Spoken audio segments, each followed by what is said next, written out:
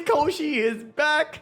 He's back like he never left. He's not missing. There's a reason why we call him 𝙲𝚘𝚙𝚒𝚝 in the streets. You know what I'm saying? There's a reason why. Because he drops banger chapters like My Hero Academia 395. This might be one of the best chapters when all said and done by the end of the story, because the way that he did what he just did. Oh my gosh. Oh, yeah. Let's go ahead and talk about these spoilers. Let's actually just go ahead and read through all of them so that y'all can get the full context of this glorified greatness that is My Hero Academia. My Hero Academia chapter 395. What lies beyond happiness? See, that's Horikoshi telling y'all that happiness is not the main goal in life, all right? It's something that lies beyond it. It's something that lies in this chapter. Let's read. The chapter begins with all the clones vanishing. We see that they were heading towards the Todoroki family. Oh, Ida and Hawks. So they were really going over. One of the clones had his knife pointed at... Oh, shoot. Now, mind some of the stuff I have not seen, so just forgive me. I'm reacting to it kind of at the same time. One of the clones had his knife pointed at Hawks, but it vanished, and Hawks says, Bubugawara. Bubugawa? Isn't it Bubugawara? Something like that? Bubugawara. Bubugawara was a really nice guy, right? Himiko Toga. So he almost got sliced up. He almost got sliced up by Toga clone. Listen, Hawks had one of the biggest death flags in the entire story. Like everyone thought that he is not gonna, he still might not survive because we still got time, but Hawks' death, I mean, dying now when you don't have a quirk, I don't think that's kind of like something that needs to happen because he doesn't have a quirk. He's going to be useless for like the future of My Hero Academia. He can not die and it'll be good. But if he dies without a quirk, that's just, maybe that's overkill. Let me know in the comments. Is that overkill? Should he die and also not have a quirk? But for him to survive, and the mindset he has is like, oh, like twice was really nice, right? Like that's, again, he should be a staple of the future heroes. I think that if anything, Hawk should be the president of the Pro Hero Safety Commission. The next Pro Hero Safety Commission, that if they ever decide to make one again. Hawks should be that person. Maybe that's a hot take. Maybe that's a hot take. A narration from Toga then begins saying that her knife was something that allows her to become who she loves. So she shouldn't have held it with hate in her heart. Oh, so maybe you should use it as a butter knife. See, this your problem. We see Toga standing next to Ochako, who's lying on the ground. She has her mask thing. What? I like how like the translators and stuff like that, the people who put out the spoilers, they still talk like a regular human, like the mask thing. All right, nonetheless, she has her mask thing on her hand. Toga is panting and starts to feel a lot of pain. It's a consequence of using her quirk. She realizes that Ochako is so exhausted because she didn't release her awakened quirk until all the heroes were back on the ground. She really didn't want to hurt anyone. Oh, Ochako! Oh, Ochako! She's standing up for what she believes in it. That's pretty much all I hear. Ochako knows she has lost a lot of blood and cannot move a finger. Toga looks around her and see all the people who got hurt because of her.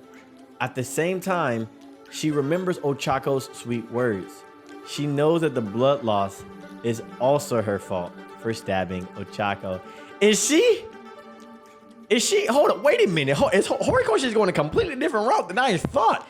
Is she actually understanding her impact on the world, and now she's going to be she's already forgiven pretty much, but like she's going to atone for, is that why the ending is the ending? Because she wants to atone for herself? Oh, interesting. Horikoshi, you're doing something slick, guy. You're doing something slick. She tells Ochako that the League of Villains wanted to destroy everything, and what would rise after that would be a world that's easier to live in. But she was so happy with what Ochako said that now she can't allow a world without her to... Oh! A world without her to exist. Toga drinks Ochako's blood and transforms. My feelings are genuine, so I will give you all of my blood. Oh, this is how she does it. Again, I know what happens, but like seeing how she does it and like the realization and revelation she's coming through is just, Horikoshi is really doing something different with these characters. She put the syringe in both their arms and starts the transfusion. Don't know if that's how it works, but hey, listen, anime logic, we'll let it go. We'll let it slide. Ochako feels her body heating up, but she knows what will happen if things continue like this. We know. Somebody got to go. Toga says that Jin did the same thing in My Villain Academia. Yeah, she's talking about when she got clapped up by Curious, using a clone of hers to perform a blood transfusion. She no longer has twice his blood to make new clones. That's why she turned into Ochako. Yes, she only has one. Dang it! Uraraka tells her to stop, but Toga starts stitching up the wounds on Ochako's stomach. And she doing basic first aid on you too? Oh my gosh. Toga says that Ochako actually seems willing to keep taking her blood for her to drink. She could very well have just acted like a hero and killed the crazy villain, but she decided to give help that wasn't asked for and save the one who hurt her friends. I love, when I say I don't like, I mean, just relax. I don't like the fact that Toga is just realizing that her effect on the world has been nothing but a net negative, but you got heroes like Ochako and their effect on the world is a net positive, because when she does what she does at the end of the chapter, it makes it even more sad. And I don't like being sad, guys. I don't know if y'all know, but I cry when I cry. And if I would have reacted to this naturally, I probably would have cried. Definitely. This is just so heartbreaking. This is just so heartbreaking, guys. Oh my God. Toga says that Ochako really is weird. Ochako replied that she's the weird one for doing this transfusion. Yeah. But Toga says that she will always live the way she wants to. Dang it, Hori. Oh my gosh. Because she doesn't want to be normal. Oh, that's such a bar. Oh my God. That's such a bar. That is such a bar. That's one of those low-key bars, man. That is, oh my gosh, she's spitting. That's why she won't let herself be arrested, even if it's on Ochako's term. She's talking as if you're gonna have a life after this. It's kind of crazy. Toga apologizes for the stabbing and for yelling at her. She says that Toya burnt down the house that forced her to be normal, and that made her happy. But even though the house is gone, the wounds in her heart weren't. She's still sad. She realized that the outside world and the destruction of the thing physically didn't change her heart, which is interesting, right? If I can recall, when Shigaraki and Deku flew off of the UA coffin and they were flying off, Shigaraki said something along the lines of, the one thing that I want to destroy the most is the house that created me, or something like that. Like the house that he grew up in.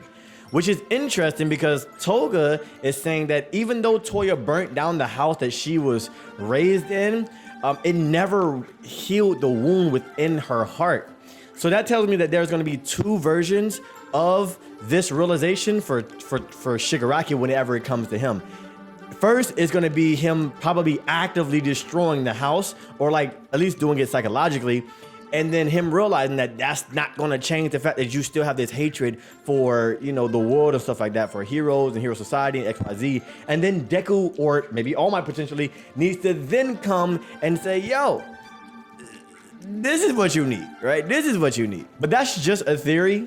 And it could happen because Horikoshi is consistent with like the parallel lives and stuff like that. So he's probably going to handle that there, but he's going to do it more intentionally where you can like visibly see it instead of like it being like implied that Toga is pretty much saying right here.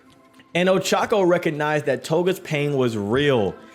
She understands. She has understanding of Toga. Fantastic. Even though it wasn't the easiest way, Ochako managed to touch Toga's heart, and that made her feel lighter inside. Oh, do y'all get the bar? Maybe this is just a bar that's like within like the spoiler people, like the spoiler translators. Because think about it. It made her feel lighter inside.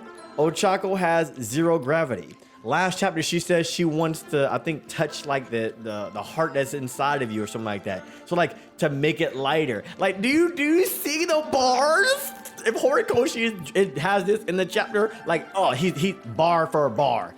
bar for bar, word for word, I'm taking it and I'm applying it to my life. And y'all better say it. Y'all better say I'm spitting if I say it. Y'all better say I'm spitting if I say it. I don't even know how I would be able to apply that in real life, but I'm gonna find a way. All right, I'm gonna find a way.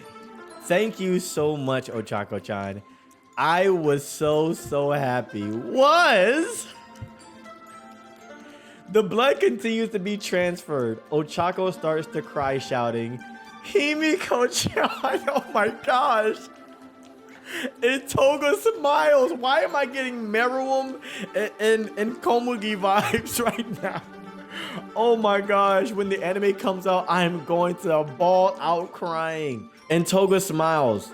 Toga's narration continues with her saying that she drank people's bloods with a mix of love and envy. But if she was loved back earlier, she could have also given her blood. She could have also given her blood to Horikoshi is spitting right now to many people. And if that happened, the world would be a slightly easier place to live in. We then see an image of Toga letting a little bird fly, Horikoshi, and looking up at the sky as she smiles. But still, I am Himiko Toga.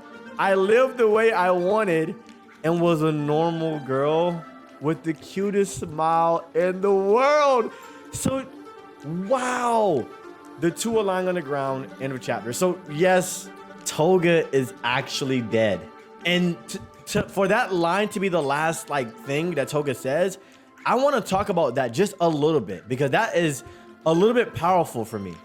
It seems like Toga just, I don't even know how to say this. Toga took everything that was identified as her, even the things that she didn't want to have identified as her, she applied that. So basically what I'm saying is, so basically, I don't know if I'm saying that at all right, but basically what I'm saying is, the one thing that Toga always wanted was other people to accept her and love her. That was one thing. But everyone was ostracizing her because she wasn't normal. They was abusing her and assaulting her and just not loving her or not paying attention to her at all because she wasn't normal. And interestingly, she had so much hatred in her heart for the idea of being normal that she wanted to create a world where she can live easy, which is her entire purpose, her entire reason for doing what she did and becoming a villain that she was. Basically, she wanted to live in a world where she can do whatever she wants and actually feel loved.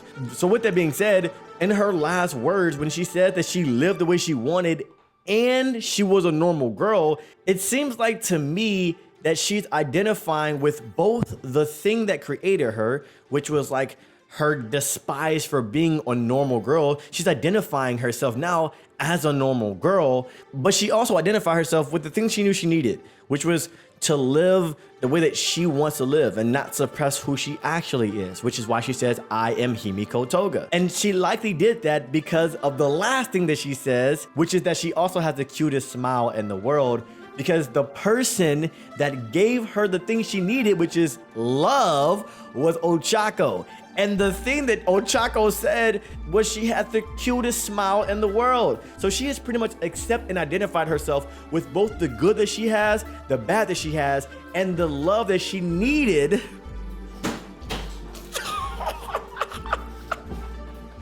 She identified herself with all those things and died a graceful death because she can die knowing that she actually had love for the first time. Oh my gosh, Horikoshi is spitting. Now maybe I'm overthinking that, maybe I'm not spitting at all, but Horikoshi, he's proven to me day by day that he's going to end this story in the greatest way possible. And I genuinely believe that because he's ending this storyline in the most peak way that you can possibly end it. And there's no way that Horikoshi is finished with the Todoroki family crisis. Or at least I don't think. Let me know if you think that in the comment section below. But if not, then that storyline is going to end the most gracious way possible as well. And let's not even talk about the Shigaraki versus Deku, and just in case you're not remember, the All For One versus All Might. Let's not forget about that fight too, because I think that's going to end with All For One himself being saved too. I'm not even going to go there. Love you all. Till next time, make sure you stand up and win your zone every single day.